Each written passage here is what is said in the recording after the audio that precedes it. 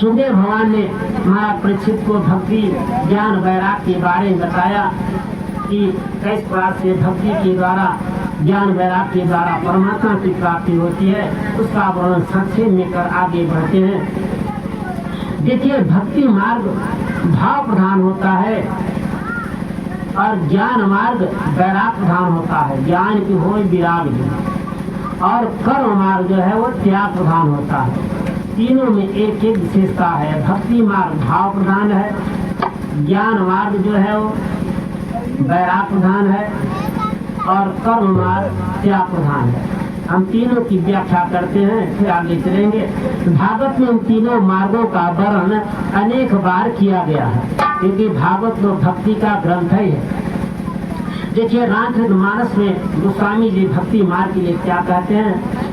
कहते कहूँ भगति पथ अरे कवन प्रयासा, जोगन जप तप मख उपवासा।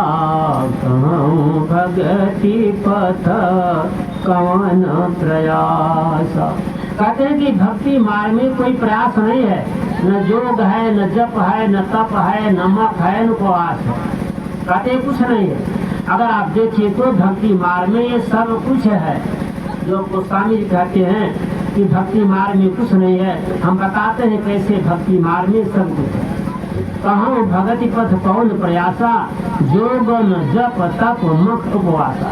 कहते हैं कि योग भी नहीं है। योग का मतलब ध्यान। कहते हैं भक्ति में ध्यान नहीं करना है। ध्यान हर एक में आवश्यक है। भक्ति मार्ग, ज्ञान मार्ग, कर्म मार्ग, कोई मार्ग हो, ध्यान आवश्यक है। ऐसे संसार का कोई भी कार्य जब हम अगर ध्यान के करते हैं तो गलत हो जाता है। जैसे गुरु जी पढ़ा रहे हैं और बच्चे का ध्यान कहीं अन्यत्र है, तो शाम पर लिख रहे हैं, पढ़ रहे हैं, बता रहे हैं, बच्चे का ध्यान कहीं अन्यत्र है, तो आंख से देखता है शाम पर, तो गुरु जी की बातों को कान से सुनता भी है। और जब गुरु जी पूछते हैं हम क्या बताए, कुछ समझ में आया? उसे कुछ समझ में नहीं आता है कि उसका मन अन्यत्र है, ध्यान अन्यत्र है। जब मन अन्यत्र होता है तो मन बीच की कड़ी है। अगर मन कहीं चला गया, भाग गया, तो बुद्धि का संबंध मन से जैसे हटता है, कुछ बात समझ में नहीं आती। ऐसे माताएं रोटी बना रही हो, उनका मन अन्यत्र चला गया हो, रोटी जल जाती है। आप गाड़ी चला रहे हो, मन आपका अन्यत्र घूम रहा है, टहल रहा है, भाग रहा है, एक्सीडेंट हो जाता है, लड़ जाते हो। हारन भी, गाड़ी वाले हारन भी देते हैं, व्यक्ति देखता रहता है, न उसे तो आंख से गाड़ी दिखाई देती है, न कान से हारन सुनाई देता है, क्योंकि उसका मन अन्यत्र चला गया, मन हट गया है। मन हट गया तो सारी इंद्रियां जो है वो शून्य अवस्था में जाती हैं। यही मन जब भगवान के ध्यान में लीन हो जाता है, जैसे हम लोग संसारिक कार्य में मग्न हो जाते हैं, सब भूल जाते हैं, यही जब मन भगवान राम के कृष्ण में ध्यान में लीन होता है तो सारी इंद्रियां शून्य अवस्था में जाती हैं, और हमारे अंदर जहाँ चंद्र लगाते हैं यहाँ भगवान राम का कृष्ण का प्रागट हो जाता है। ये आप स्वयं देख सकते हैं, हमारे अनुभव की बात है। ऐसे मन शून्य होता है, वहाँ जिसका आप ध्यान करेंगे वो भगवान का आपको दर्शन होने लगेगा। मन ही जो सब कुछ है, तो कहते हैं योग का मतलब ध्यान। यानी संसार का कोई भी कार्य बगैर ध्यान के नहीं होता है, और गोसाई कार्य इसमें ध्यान की कोई आवश्यकता नहीं है। योग न जप, कहते जब भी नहीं करना है। जब आप किसी गुरु से मंत्र लेते हैं, दीक्षा लेते हैं, तो गुरु जी आपको मंत्र देते हैं, कहते इतना माला रोज जप करना है, यानी भक्ति मार्ग में एक जप है। अब देखिए, मंत्र मिलता है हमें मंत्र जाप करने का। जप योग होता है, जप योग, ध्यान योग, ज्ञान योग, कर्म योग, कई योग हैं। तो जप योग में भी 3 कड़ी होती है। मन होता है 20 की कड़ी, और अंतिम कड़ी राम या कृष्ण होते हैं, और नीचे मंत्र होता है राम का, कृष्ण का, जिससे भक्ति करते हो। जब हम राम का नाम, कृष्ण का नाम ले रहे हैं और 20 की कड़ी मन अन्यत्र भाग गया है, तो हमें चाहे जितना जप करते रहें वो लाभ नहीं होता है जो लाभ होना चाहिए। माला फेरत जुग गया, गया न मन का फेर, कर का डाल दे मन का। यानी मन हमारा हट गया। तो जब योग में 3 कड़ी होती है, 20 कड़ी मन होता है, मन हट गया तो राम या कृष्ण से मिलन हमारा नहीं होता है जहाँ हम चंदन लगाते हैं। कहते हैं कि जब योग में भी ध्यान करना पड़ता है से भी 3 कड़ी होती है, योग न जब। अब कहते हैं भक्ति मार्ग में तप भी नहीं है, जबकि तप भी है। हम लोग भगवान राम का जन्म मनाते हैं, रामनवमी व्रत करते हैं, भगवान कृष्ण के जन्म में जन्माष्टमी मनाते हैं, अनेक व्रत करते हैं। तो जो व्रत करते हैं जिसमें इंद्रियां तपती हैं, शांत होती हैं, उसी को तप कहते हैं। यानी इंद्रियों को तपाना, मन को शांत करना ही तप है। वो चाहे जिस माध्यम से इंद्रियों को हम तपाएं। तो कहते हैं कि इसमें योग न जप तप भी है। कहते हैं मख नहीं है, हवन नहीं है। भक्ति मार्ग में आप सत्यनारायण कथा भी सुनो तो हवन आवश्यक होता है। हमारे शास्त्रों में कहा गया है कि प्रजन व्यक्ति को हवन करना चाहिए, अग्निहोत्री होना चाहिए। तो हवन भी है और उपवास भी है, सब कुछ है। फिर भी गोस्वामी जी महाराज कहते हैं कि भक्ति मार्ग में कुछ नहीं है। अब देखिए गोस्वामी जी ने जितने ग्रंथों की रचना की है, इसकी व्याख्या उन्होंने कहीं नहीं किया है कि सब क्यों नहीं है। गीता में इसका दृष्टांत मिलता है। भगवान कृष्ण कहते हैं कि क्यों कुछ नहीं है, जबकि गोस्वामी जी महाराज ने अपने 12 ग्रंथों में इसकी व्याख्या नहीं किया है कि ये सब क्यों नहीं है भक्ति मार्ग में। भगवान कृष्ण देखिए क्या कहते हैं, उसकी व्याख्या करेंगे तो आपको पता चलेगा कि सब कुछ हो जाता है बगैर कुछ किए। यदि करो सिदस्नासी जो हो सिददासी यह तपस्वी कौन्तेय तत्कुरु समदर्पण। भगवान कृष्ण कहते हैं अर्जुन यदि करो सिदस्नासी, जो कुछ करो सब मेरे लिए करो तो सब काम भक्ति बन जाता है। भगवान कृष्ण कहते हैं कि जो कुछ यद करो सिदस्नासी ये जो हो ददासी, यानी जितने भी संसार के कर्म हैं सब मेरे लिए करो, मेरे उद्देश्य से करो तो सब कुछ तेरा सारा कर्म जब तब भक्ति ज्ञान वैराग्य बन जाएगा। तो कैसे बनता है देखिए उदाहरण देते हैं। जैसे सभी माताएं भोजन बनाती हैं, ठंडी का मौसम है, वो भी ठंडी में वो जो है भोर उठती है, ठंड से तपती है, भोजन बनाती है। उनका उद्देश्य होता है कि हमारे पति हैं, बच्चे हैं, विद्यालय जाएंगे, हमारे पति देव हैं, वो नौकरी चाकरी रोजगार व्यापार में जाएंगे। उनका उद्देश्य होता है भोजन बनाने का कि हम अपने परिवार के लिए भोजन बनाते हैं। जब हम कोई भी कार्य परिवार के लिए करते हैं तो आसक्ति बन जाता है, वही कार्य जब हम भगवान के लिए करते हैं तो भक्ति बन जाता है। ऐसे माताएं भोजन बनाने शुरू किया, ठंडी में उठी, ठंड लग रही है, स्नान किया। उनका उद्देश्य हो जाए कि मेरे बाल कृष्ण हैं, वो बड़े भूखे रहते हैं, बहुत भूख लगती है, कहीं दूध मांगते हैं, कहीं माखन मिश्री, कहीं खाना मांगते हैं। तो हम अपने बाल कृष्ण को या राम को, कृष्ण को, शिव को भोग लगाने के लिए हम भोजन बनाते हैं। जब से बन जाएगा तो प्रभु को भोग लगाएंगे और फिर उनकी प्रसादी परिवार में बांट देंगे। तो काम तो वही है, काम वही है, कुछ अलग से नहीं करना पड़ा, वही चूल्हा चौका बर्तन है, सब कुछ वही है। उद्देश्य होता है भगवान का कि भोजन भगवान के लिए बन रहा है, तो वही सब कुछ करना भक्ति बन जाता है। भगवान कृष्ण कहते यद करो, जो कुछ करो सब मेरे लिए करो, मेरे उद्देश्य से करो। कहने का तात्पर्य है कि हम जो किसी कर्म करते हैं अगर भगवान के उद्देश्य लेकर करते हैं तो सारे कर्म भक्ति बन जाते हैं। जैसे आप किसान हैं, किसानी करते हैं, आपका उद्देश्य हो जाए कि मेरे राम हैं, कृष्ण हैं, भगवान हैं, प्रभु ने मुझे 4 बाल बच्चे दिए हैं, पालनहार भगवान नारायण है, भगवान कृष्ण है, फिर उन्होंने मुझे सौंप दिया है कि देखो ये इतने लड़के बच्चे हैं, इनका पालन तुम करो। हम उनकी आज्ञा के पालन के लिए इनका पोषण करते हैं। पालनहार तो नारायण है, तो हमने कुछ सौंप दिया है। हम खेती करते हैं, अगर खेती का उद्देश्य हमारा हो जाए तो कोई साधु आएगा, महात्मा आएगा, उसको भोजन कराएंगे, कहीं यज्ञ होगा भंडारे में दान देंगे, कोई गरीब आ गया उसको भोजन कराएंगे, अपने प्रभु को भोग लगाएंगे। इसलिए हम खेती करते हैं। जो बाल बच्चे भगवान ने दिए हैं उनके पालन के लिए खेती करते हैं, क्योंकि मेरे भगवान की आज्ञा है, वो पालनहार है, परंतु मुझे कुछ सौंप दिया है। जब तक मुझे वो सौंपा है तब तक इनका पालन करना हमारा कर्तव्य है। जिस दिन वो ले लेगा, अपने पास बुला लेगा, तो मुझे कोई चिंता भी नहीं होगी। जैसे गृहस्थ महात्मा थे तो उनका एक ही लड़का था, वो 12 वर्ष में मर जाता है।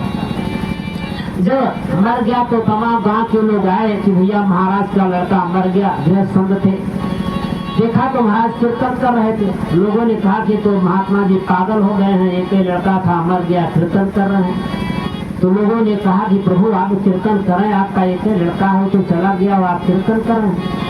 कहा कि कीर्तन इसलिए कर रहे हैं कि वो प्रभु का था, प्रभु ने बुला लिया। मेरे रोने चिल्लाने से वो आएगा नहीं, तो प्रभु ने दिया था। जितने दिन दिया था मैं उसका पालन पोषण किया, अपने पास ले लिया।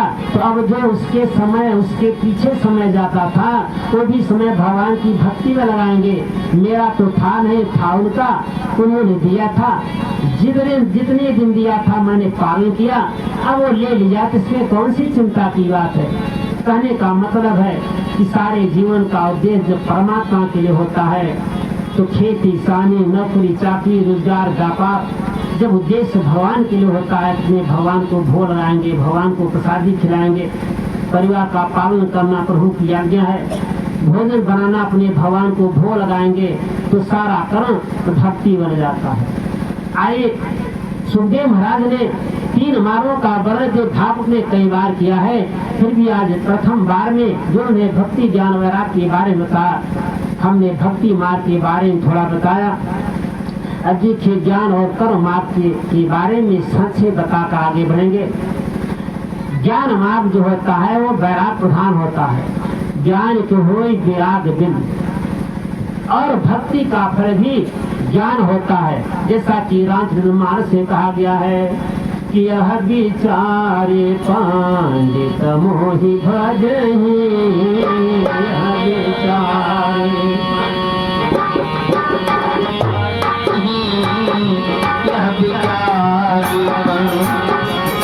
मोहि भजहि, अरे पायहु ज्ञान भगति नहीं तजहि, पायहु ज्ञान भगति नहीं तजहि।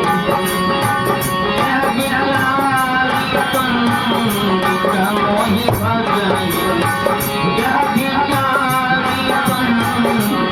मोहि भजहि, पायहु ज्ञान भगति नहीं तजहि, पायहु ज्ञान भगति नहीं तजहि, पायहु ज्ञान भगति नहीं तजहि। देखिए, भक्ति का फल ही ज्ञान होता है। ज्ञान का मतलब ये नहीं होता है कि हमने रामायण, गीता, वेद, शास्त्र सब पढ़ लिया तो ज्ञान हो गया। ये शास्त्र जन्य ज्ञान है, इसको ज्ञान नहीं कहते हैं। ज्ञान कहते हैं शरीर से भिन्न आत्मा का अनुभव करना ज्ञान है, शरीर से भिन्न आत्मा का दर्शन करना ज्ञान है। वेद पुराण को पढ़ लेने से इसको ज्ञान नहीं कहते हैं, ये शास्त्र जन्य ज्ञान है, इसे मार्ग बताते हैं। भगवान कृष्ण जी की क्या लिखा है कि न वेदई न पुरुषा न दाने निज्य। हे अर्जुन, मेरी प्राप्ति न वेद के पढ़ने से होती है, न दान से, न यज्ञ से, न वेदई न तपस्या, न तपस्या से, न दाने निज्या, न दान से, यज्ञ से, क्योंकि ये सब स्वर्ग तक ले जाने वाले हैं। मेरी प्राप्ति तो मेरे साक्षात्कार से होती है, मोक्ष मेरे साक्षात से होता है। ज्ञान का मतलब शरीर से भिन्न आत्मा का अनुभव ही ज्ञान है। न छंदांस, देखिए ब्रह्म ज्ञान का श्लोक आया है, उसमें कहा गया है कि न छंदांसि ब्रजनं कारयन्ति मायाविनं मायावरतमानं, छंदासेन प्रजहत्यन्ति काले नैदं सकुंताइव जातवत्सा। ये सरस्वती जी पूछे थे कि ब्रह्म ज्ञान के बारे में, तो उन्होंने पूछा कि क्या सारे वेदों पुराणों को पढ़ने वाला व्यक्ति क्या मोक्ष की प्राप्ति कर लेता है? तो कहते हैं कि न वेदई न कहते हैं कि न छंदांसि ब्रजनं कारयन्ति। छंद माने वेद, कहते हैं न छंदांसि वृदम तारंती माया विदम माया वर्तमानम छंदासेन प्रजहत काले नीडम सुकुंता युजात बक्षा छंदासेन के प्राणादि नीडम सुकुंता युजात बक्षा काले थे जन। कहने का मतलब है, कहते हैं कि साथ के कार्य में समर्थ नहीं है, उसी प्रकार से अंत काल में ये जीव का साथ छोड़ देते हैं। जैसे कि नीडम शकुंता युजात पक्षा, जैसे कि पक्षी के बच्चे को जैसे ही पंख उड़ता है वैसे ही दूसरे को छोड़कर उड़ जाती है, ठीक वैसे ही अंत काल में ये सारे के सारे शास्त्रों का ज्ञान अंत में साथ छोड़ देता है। मुक्ति को सिर्फ आत्म साक्षात्कार से भगवान के दर्शन से मुक्ति होती है। इसे अपने सिर से भिन्न आत्मा का अनुभव हो गया है, उसी को ज्ञान कहते हैं। देखिए, जब तक सिर से भिन्न आत्मा का अनुभव नहीं है तब तक वो जीव कहा जाता है। जब शरीर से भिन्न आत्मा का अनुभव होता है तो ब्रह्म की श्रेणी में आता है। और जब ऐसा अनुभव कि सारे प्राणियों में मैं ही जात हूँ, मैं ही राजा हूँ, मैं महाराजा हूँ, मैं धनी हूँ, मैं ही गरीब हूँ, मैं ही दलित हूँ, और इस सब में मैं ही हूँ, वो परम ब्रह्म की श्रेणी में आता है। वह सिर के छोड़ने के बाद मुक्त हो जाता है। कहते हैं कि भक्ति का फल ज्ञान है, इसलिए भागवत शब्द के अगर अर्थ निकाले तो भ से भक्ति, ग से ज्ञान, व से वैराग और त से तपस्या। यानी भ से भक्ति और भक्ति के बाद कौन शब्द आता है? ग से ज्ञान। यानी भक्ति का फल क्या है? ज्ञान है। भागवत भ से भक्ति, ग से ज्ञान, व से वैराग। कहते हैं कि वैराग क्यों आता है? यानी भक्ति, ज्ञान, वैराग। कहते हैं कि ज्ञान हो जाएगा, कैसे होगा? वैराग से होगा। इसलिए भागवत व माने वैराग, यानी वैराग जाता है कि ज्ञान होगा तब जब वैराग्य होगा, ज्ञान को हो विराग। और कहते हैं कि एक कैसे तीनों टिकते हैं? कहते हैं त भागवत, त से तपस्या। यानी जब तप करते हैं इंद्रियां शिथिल होती हैं, मन शांत होता है। हम रामनवमी, जन्माष्टमी आदि व्रत करते हैं। कहते हैं कि जो तपस्या है यानी भक्ति और तपस्या के द्वारा एक ज्ञान वैराग्य टिकते हैं। अगर ये भक्ति नहीं है, तपस्या नहीं है, तो ज्ञान और वैराग दोनों टिकते नहीं है। इसलिए भागवत के शब्दों का भी तारतम्य कितना सुंदर है, यानी भक्ति, ज्ञान, वैराग और तपस्या। आइए जो कहते हैं कि भक्ति का फल ही ज्ञान है। ज्ञान का मतलब ध्यान है। यद्यपि ध्यान जो है सब में है, फिर भी ज्ञान मार्ग में 8 अष्टांग योग का वर्णन आता है। यम, नियम, आसन, प्राणायाम, ध्यान, धारणा, प्रत्याहार, समाधि। यम नियम का मतलब है कि हमारे जीवन में इंद्रियों का संयम होना चाहिए। जीवन में कोई नियम होना चाहिए। इससे क्या आपका नियम हो कि बगैर स्नान किए हम जल नहीं पिएंगे, बगैर पूजा पाठ किए भोजन नहीं करेंगे। ऐसा जीवन में कोई नियम होना चाहिए। इसके जीवन में कोई नियम नहीं है, वो पशु के समान है, क्योंकि पशुओं में कोई नियम नहीं होता। अगर हमारे जीवन में कोई नियम नहीं है कि हमें कौन सा काम करना है, इसका भी नियम होना चाहिए। अगर नियम नहीं हो तो समझो सब बेकार है। तो यह नियम आसन करना है, प्राणायाम करना है। आसन के द्वारा हमारा शरीर जो है स्वस्थ होता है। जैसे बाबा रामदेव अनेक प्रकार के आसन के बारे में बताते हैं, तो आसन से शरीर जो है स्वस्थ रहता है, अनेक बीमारियां दूर रहती हैं, कोई बीमारी पास नहीं आती है। और जब आपके अंदर बीमारी होगी, गठिया पकड़ लिया, तमाम सिर दर्द, रोग दर्द, तमाम बारह में दर्द होने लगा, तो कोई ध्यान आप नहीं कर पाएंगे। इसलिए यम नियम के बाद आसन आता है। आसन से शरीर पुष्ट होती है, निरोगी बनती है। कहते हैं आसन जब सिद्ध होता है तो प्राणायाम के द्वारा प्राण वायु का संयम करते से रोकते हैं, जिससे हमारी आयु बढ़ती है, अनेक बीमारियां भी दूर होती हैं। फिर ध्यान आता है राम का, कृष्ण का, और धारणा, यानी कि जब चित्त टिकने लगे तो धारणा करते हैं।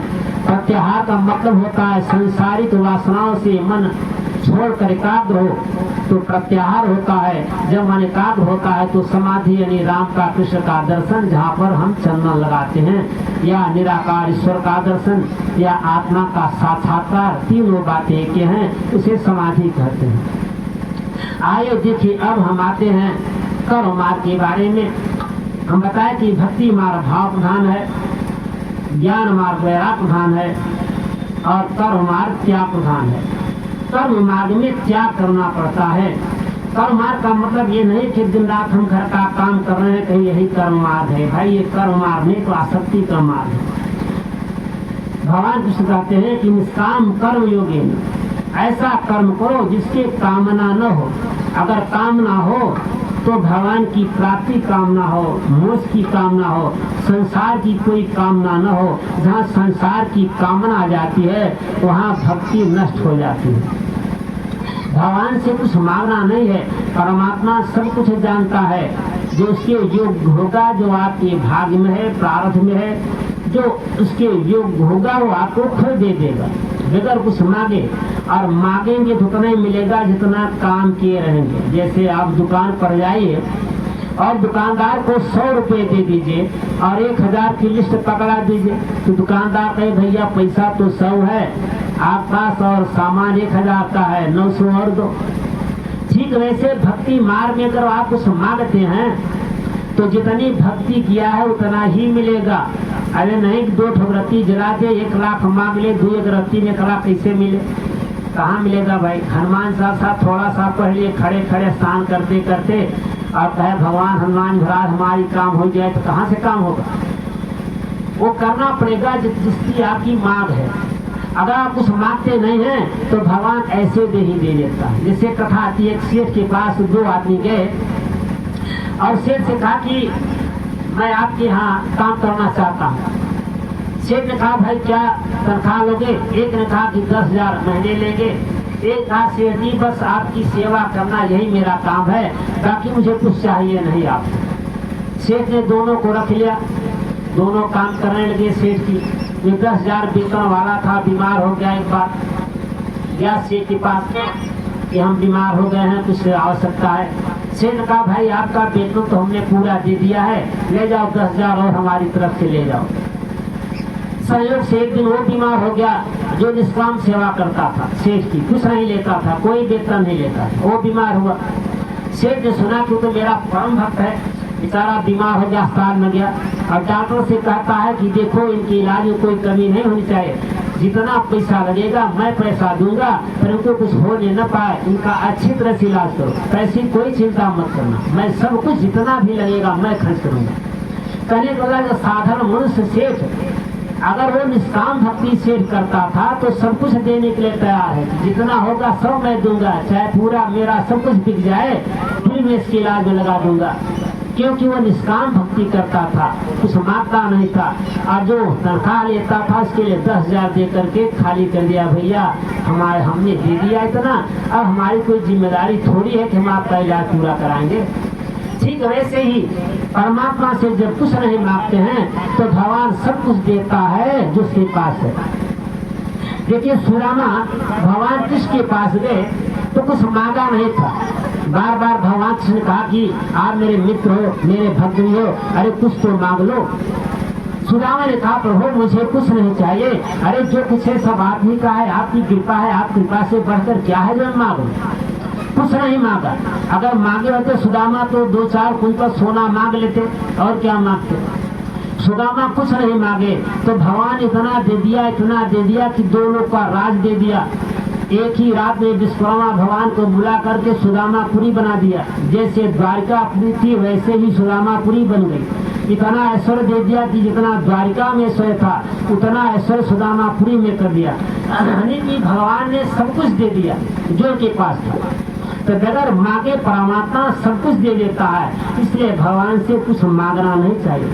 मांगने पर आप जितना मांगोगे उसके अनुसार भक्ति है, तपस्या है तो मिलेगा, और नहीं तो भी नहीं मिलेगा। अगर बगैर मांगे भगवान प्रसन्न है तो सब कुछ दे देते हैं। देखिए हम बताते कर्म मार्ग के बारे में। कर्म मार्ग त्याग प्रधान होता है, से त्याग करना पड़ता है। इसका मतलब जैसे आप घर में माता है, पिता है, भाई बंधु परिवार है, अब आपका बेटा है, बेटा कैसा है, वो गलत है या सही है, आप पिता हो तो आपका कर्तव्य है कि पुत्रवत पालन करो, जो आपका कर्तव्य हो करो। बेटा कैसा कराए देखने का अधिकार कर्म मार्ग में नहीं है।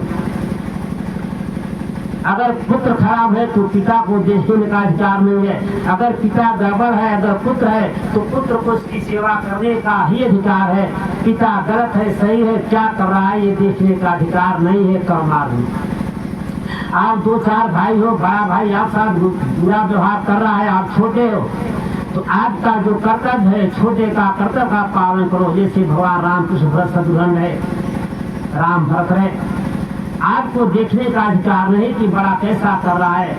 अगर छोटा गलत है आप बड़े हो तो आपको भी देखने का अधिकार नहीं, आप बड़े हो तो जो आपका कर्तव्य है उस कर्तव्य का पालन करो, ये कर्म मार्ग है। एक कथा बताते हैं, फिर आगे कथा बढ़ाते हैं। एक बार धर्मराज युधिष्ठिर के दरबार में देवर्षि नारद जी आए। अब नारद जी ने कहा कि राजन ये बताओ कि आपका कार्यभार कैसे चलता है राज्य का। तो महाराज ने बताया कि हमारा राज्य का सारा कार्यभार हमारे भाई हैं, भीमसेन है, अर्जुन है, नकुल सहदेव देखते हैं। प्रभु मेरा तो ज्यादा समय अपने ज्येष्ठ पिता की सेवा में व्यतीत होता है। मैं अपने ज्येष्ठ पिता की सेवा में लगा रहता हूँ, की सेवा करता हूँ। नारद ने कहा कि धर्मराज आप किसकी सेवा की बात कर रहे हो? धृतराष्ट्र की? कहा हाँ उन्हीं की, वही तो मेरे ज्येष्ठ पिता है। कहा ऐसे धृतराष्ट्र की सेवा करते हो जिस धृतराष्ट्र ने बचपन में विष मिश्रित लड्डू दिलवा दिया था कि सब मर जाए, उसकी सेवा करते हो। जिसे लाक्षागृह में आग लगवा दिया, उन्हें सब पता था कि लाक्षागृह कैसे बना है, आग लगेगी तो सब पांडव मर जाएंगे, उसी की सेवा करते हो। अरे उसकी सेवा करते हो जिसके सामने द्रौपदी का चीरहरण हुआ। अगर धृतराष्ट्र एक शब्द बोल देते तो वहाँ पर आचार्य द्रौपदी पितामह भीष्म थे, ऐसे शक्तिशाली योद्धा थे, अगर इशारा कर देते तो दुर्योधन को बंदी बना देते। परंतु ये राजा थे, ये कुछ भी नहीं बोले और द्रौपदी का चीरहरण हुआ उनके सामने। अगर भगवान कुछ रक्षा न करते तो सब कुछ अनर्थ हो जाता। उसी की सेवा करते हो जिसे ये पता था कि जुआ जो है खेला गया, अन्याय से खेला गया और वनवास अज्ञातवास हुआ, उसी की सेवा करते हो। अरे उसकी सेवा कर दो, इसलिए महाभारत का युद्ध रचा दिया। अगर इंद्रप्रस्थ दे देते तो युद्ध न होता, सारे के सारे कुल का विनाश हो गया, उसकी सेवा करते हो। कहा हाँ प्रभु मैं उन्हीं की सेवा करता हूँ। कहा ऐसा क्यों करते हो?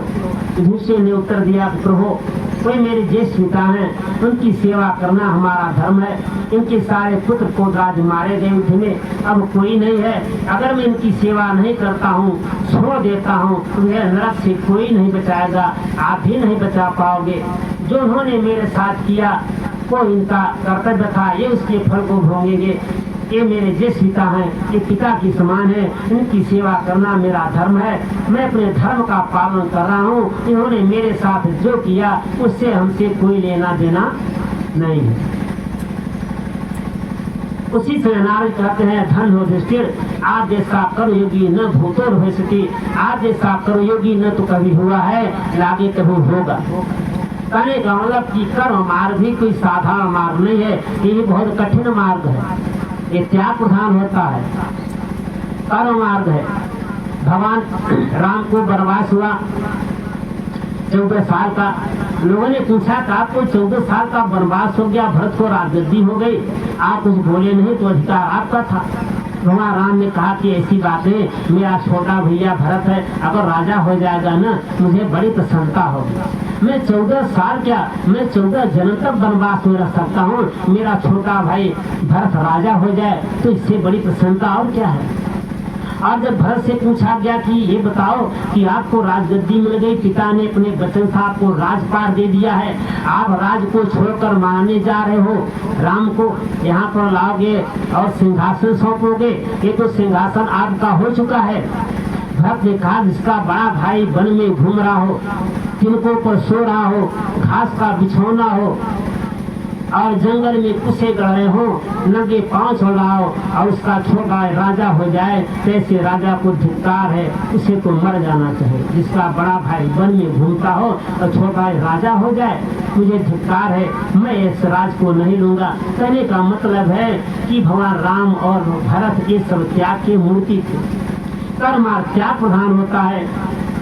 कैकेयी ने भगवान राम को वनवास दे दिया।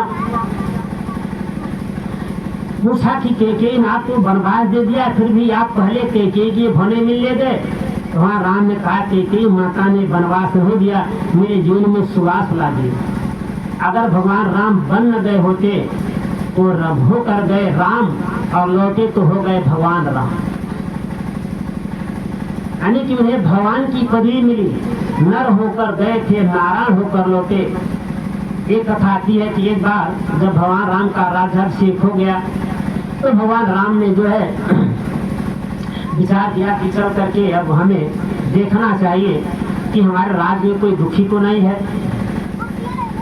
रात में भ्रमण कर रहे थे और भ्रमण करके लौटे तो सब कुछ ठीक ठाक था। जब कैकेयी माता के भवन के पास आए तो देखा तो कैकेयी माता रात में रो रही थी, बहुत रुदन कर रही थी। वहाँ राम ने सोचा कि मैं तो प्रजा के कष्ट को देखने के लिए चला था और मेरे राज्य में मेरी माता ही रात भर रोती है। मैं राजा के योग्य नहीं हूँ, राजा के योग्य मेरा छोटा भाई भरत था। अरे इसके राज्य में जिसकी माता ही रोती हो वो कैसा राजा है। लोगों ने मुझे राज सिंहासन दे दिया, परंतु पिताजी ने जो दिया था वो ठीक किया था। मेरा भाई भरत ही राजा के योग्य था, मैं भरत को ही राजगद्दी दे दूंगा, क्योंकि जब माता इसके राज में दुखी है वो प्रजा क्या सुख देगा। और राजा तो राम ने सोचा कि चलकर माता से पूछ तो लिया जाए कि बात क्या है। और रात्रि में भगवान गए कैकेयी की माता पास से, मैया मैया दरवाजा तो खोलो। कैकेयी माता रुदन कर रही थी। थोड़ा राम ने कहा, माँ अगर तुम दरवाजा नहीं खोलती हो तो प्रातः का अपने राम का मरा हुआ मुख देखूंगी, मैं यहीं पर प्राण त्याग कर दूंगा। कैकेयी ने उसका कि राम सत्यसंध है, उसने सत्य की रक्षा के लिए बन चला गया, अगर मैं नहीं खोलूंगी तो अवश्य अपने प्राणों का त्याग कर देगा। कैकेयी ने दरवाजा खोला, भगवान राम ने दंड प्रणाम किया, कहा माँ ये तो बताओ तुम्हें क्या कष्ट है, तुम रात्रि में क्यों रोती हो। माँ मैं राजा के योग्य नहीं हूँ, मेरा भैया भरत ही राजा के योग्य था, मैं इसे प्रातः का राजगद्दी सौंप दूंगा। कैकेयी ने कहा बेटा ऐसी बात नहीं है, मैं तो जब से तुम्हें वनवास दिया है तब से मैं रो रही हूँ, तो मेरा रोना आज सुना है और मुझे रोते तो बहुत से व्यतीत हो गया। भगवान पूछते हैं कि माँ कारण क्या है। कहा कि भरत मुझे न तो माँ कहता है और न मेरे रास्ते में कभी आता है, न अपना मुख देखता है, मुझे न अपना मेरा मुख देखता है, न अपना मुख दिखाता है। थोड़ा राम ने कहा कि माँ मैं प्रयास करूंगा कि तेरा यह कष्ट दूर हो जाए। और रात्रि में भगवान राम जाते हैं भरत के पास और भैया भरत पुकारते हैं। भरत जी दरवाजा खोलते हैं, कहें प्रभु अब रात्रि में आप ऐसे आगमन हुआ, मुझे बुलवा लिए होते मैं आ जाता, आप मेरे पास आए हो, ये बड़े आश्चर्य की बात है। भगवान राम ने कहा भरत आज मैं एक याचक के रूप में तुम्हारे पास आया हूँ और याचक जो है ना वो दाता के पास जाना पड़ता है, बुला कर कुछ मांगना नहीं पड़ता है। आज मैं तुमसे कुछ मांगने आया हूँ। भरत ने कहा भैया ऐसा क्या है जो मेरे पास है आपके पास नहीं है, जो कुछ है आपका है तो मैं आपको क्या दे सकता हूँ। भरत ने कहा कि चलो माता कैकेयी के पास नहीं बताऊंगा। भरत जी समझ गए कि क्या कहना चाहते हैं। भरत जी कहते हैं भैया आपकी आज्ञा का पालन अवश्य होगा, परंतु क्षत्रिय होकर प्रण तोड़े तो क्या मरने की बात नहीं। मैंने प्रण किया था कि मैं माँ को माँ नहीं कहूँगा, आप अगर चाहते हैं तो मैं प्रण तोड़ दूंगा, परंतु आपने भरत को जीत नहीं पाएंगे। वहाँ राम ने कहा भैया भरत कुछ बीच का रास्ता निकालो। कहा प्रभु आप ही बताओ कि कौन सा रास्ता है। कहा कि तुम ठीक है माँ मत कहना ना, परंतु माता पास जाया करो, अपना मुख दिखाया करो और माता का दर्शन किया करो, इतना ही मेरा कहना मान लो, मैं तुझे माता कहने के लिए नहीं कह रहा हूँ। भरत जी मान गए। उस दिन से कैकेयी का दुख दूर हो गया। कहने तात्पर्य इस कैकेयी ने भगवान राम को 14 वर्ष का वनवास दिया था, उस कैकेयी के भगवान राम का ये प्रभाव इनके कर्म मार्ग का एक उद्देश्य उदाहरण है। इस तरह से भक्ति मार्ग, ज्ञान मार्ग और कर्म मार्ग के बारे में मैंने संक्षेप में बताया, जो कि भागवत में कई बार इसका वर्णन आता है।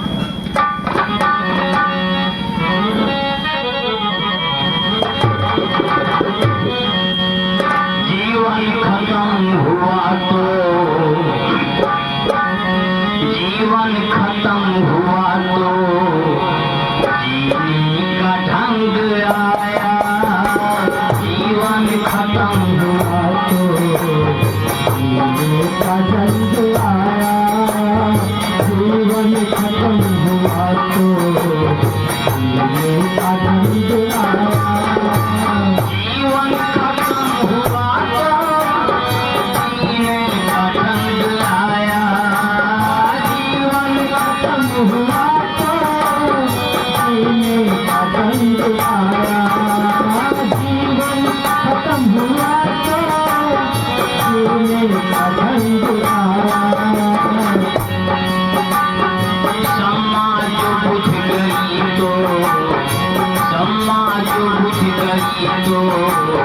महफिल अंग आया ब्रह्मा जो कुछ कही तो महफिल में रंग लाया जीवन खत्म हुआ तो जीवन